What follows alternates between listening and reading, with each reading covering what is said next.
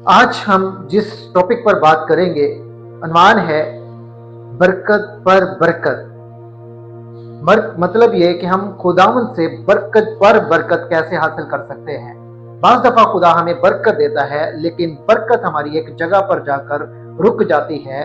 कैसे हमारी बरकत जो है वो कंटिन्यू रह सकती है। तो पैदाइश की किताब उसका 22वां बाब और उसकी 15वीं आयत से लेकर 18वीं आयत तक अगर हम मुताला करें तो वहां पर खुदा इसे ये कहता है कि तू अपने बेटे को मेरे लिए कुर्बान कर दे।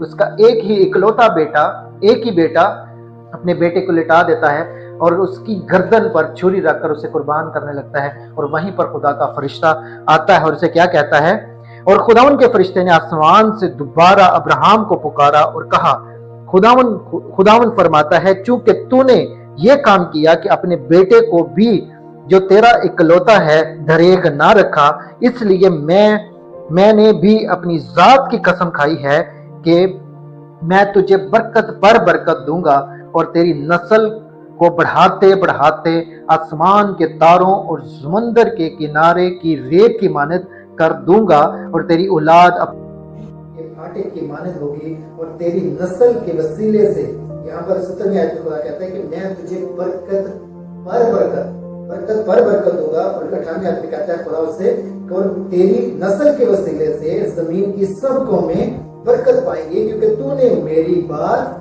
मानी। खुदा इससे कहता है कि क्योंकि तूने मेरी बात मानी, मतलब मेरी आवाज को तूने सुना, उस पर अमल किया, मेरी फरमाबरदारी की, इसलिए मैं तुझे बरकत पर बरकत दूंगा और तेरी नस्ल के वसीले से कौमें बरकत पाएंगी। गौर करें कि बरकत का वादा इसहाक जो कि अब्राहम का बेटा है, जो इसकी नस्ल है, और इसहाक की नस्ल तक का है। तो यहाँ पर बरकत की वजूहात पर गौर करना बहुत जरूरी है क्योंकि अब्राहम ने खुदा की आवाज की, खुदा की कलाम की फरमाबरदारी की, यही बरकत की बुनियादी वजह बनी।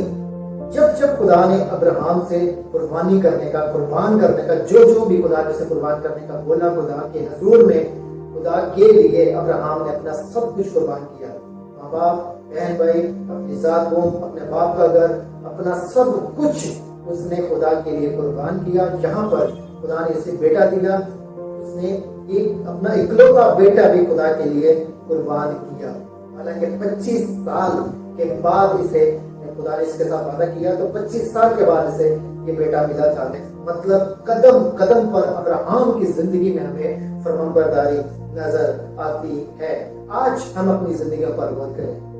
हम दुआ में तो ये कहते हैं कि खुदा जैसे तूने अब्राहम के साथ वादे किए, अपने वादों को उसकी जिंदगी में पूरा किया। खुदा जैसे तूने अब्राहम को बरकत पर बरकत दी, उसकी नस्ल को बरकत दी, ऐ खुदा तो मुझे भी बरकत दे। हम ये दुआ में तो ये कहते हैं, हम खुदा की हजूरी में ये उम्मीद तो रखते हैं, ये तवक्को तो करते हैं कि खुदा तो मुझे भी वैसे ही बरकत दे। लेकिन क्या उसकी तरह हम फरमाबरदारी करना पसंद करते हैं?